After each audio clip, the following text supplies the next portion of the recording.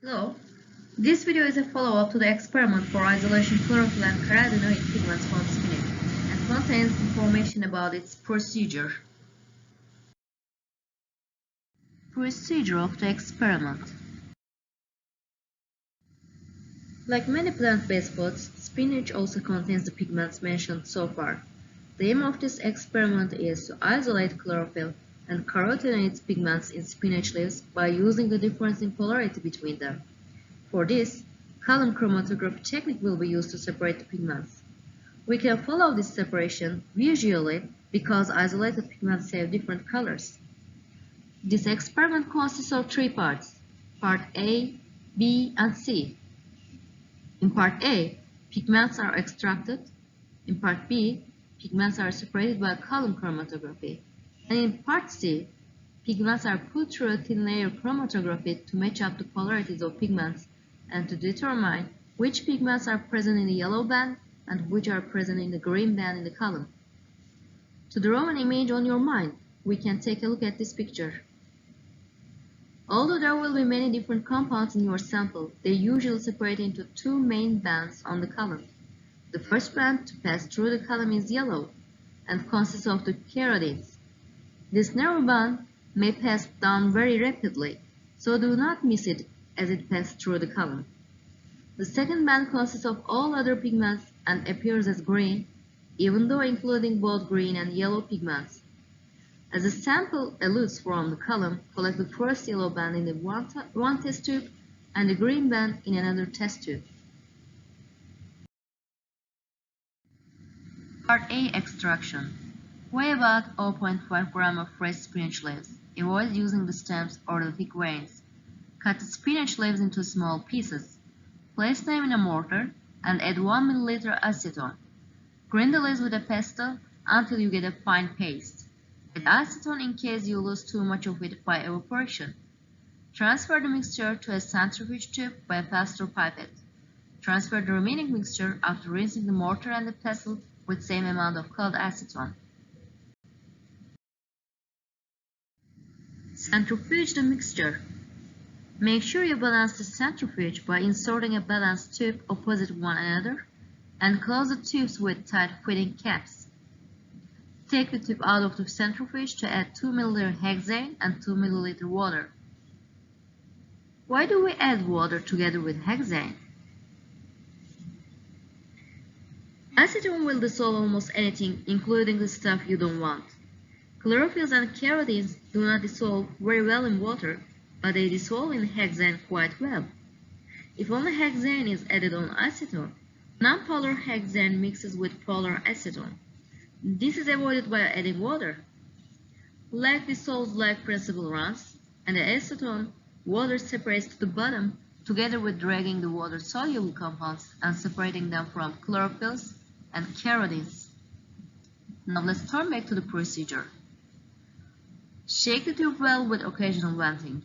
Centrifuge the mixture again to break the cloudy green emulsion layer. You must have two clear phases in the tube at the end of this step. Remove the bottom aqueous phase with a pestle pipette. Use another pestle pipette to prepare a column. Tamp a block of cotton with a glass rod to place it to the tip of pipette. Add 0.5 gram of anhydrous sodium sulfate to dry the remaining hexane. Tap the column to pack the material. Clamp the column and place a test tube under it, labeled E. Transfer the hexane layer to the column and wait it drain.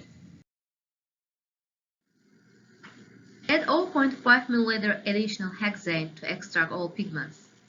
Place the test tube in a warm water bath to be sure you remove the remaining solvent. And dissolve the residue in 0.5 ml of hexane again and cover the test tube with a stopper and put it in the drawer. Do you think if it matters keeping it in the drawer or on the bench? The answer is yes. Because pigments in spinach are sensitive to air and light, they should be kept away from these external factors. Part B. Separation by column chromatography. Prepare the glassware and solvents required before running the column. 5 test tubes numbered from 1 to 5. 2 pastel pipettes with bulbs on top, and label 4 separate containers according to their contents shown below. Then prepare a column by using a pastel pipette packed with alumina. Place a loose block of cotton to the tip of pipette. Add a small layer of sand on top of the cotton. Add 125 gram alumina and tap it gently for several times with your finger to pack it tightly. Clamp the column in a vertical position at a height of 1 test tube. Place test tube 1 under it and then run the column. As a reminder, running the column cannot be stopped until it is completed. So make sure you know the whole procedure before starting. Now it's time to run the column you prepared. To moisten the column completely, add 3 ml of hexane slowly. Hexane must reach the top of alumina. Drain the excess of it. Then add 0.5 ml dissolved pigments to the column. Keep the remainder for TLC. As a reminder, never let the liquid level drain below the surface of the alumina at any point during procedure. Collect the eluent in test tube 1. Pigment solution begins penetrating the column. Then add 1 ml of hexane before adding another 4 ml. Continue adding hexane until the yellow band passes through the column by leaving the green band behind itself. And not to miss the yellow band, keep on your mind that it moves quickly. Use the next more polar solvent unless the yellow band separates from the green one. How does changing solvent to more polar works on separation? More polar solvent competes with polar stationary phase alumina. It pushes compounds in a stronger way through the column, resulting in separation. Place test tube 2 under column just before the yellow band reaches to the bottom of the column and keep it there till the eluent turns into colorless. This enables collecting the pigments in the yellow band in a separate container.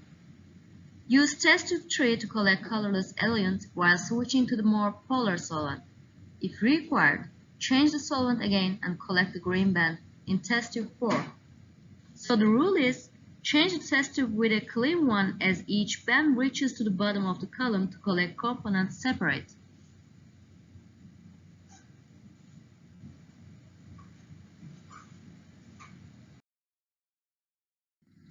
Complete the chromatography procedure with test tube 5 by collecting the colorless eluent again.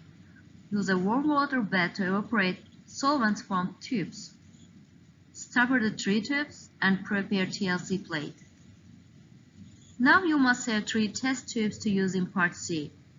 Test tube E containing pigment solution obtained during extraction, which is the initial sample. Test tube 2 containing pigments in yellow band, and test tube 4 containing pigments in green band. Part C. Analysis with thin layer chromatography. Start with preparing the TLC development chamber to let the chamber have enough time to be saturated with solvent. Make a solvent mixture including 70% hexane, 30% acetone. Then obtain a TLC plate, avoiding to touch its surface. Gently draw a pencil line across the plate about 1 cm from the bottom. Wet your 3 samples by adding 2 drops of developing solvent and swirl them. Spot your 3 pigments, on this time with equal intervals from each other and the edges of the plate. Spotting the TLC. Spotting one slightly with the initial sample and the green band should come enough to obtain fairly dark green on the plate. Do not let the spot get larger than 2 mm in diameter. Re-spot 5 to 10 times on top of the original spots until you get a definite yellow color from yellow band, and then allow the spots to dry between successive applications. Developing the TLC plate.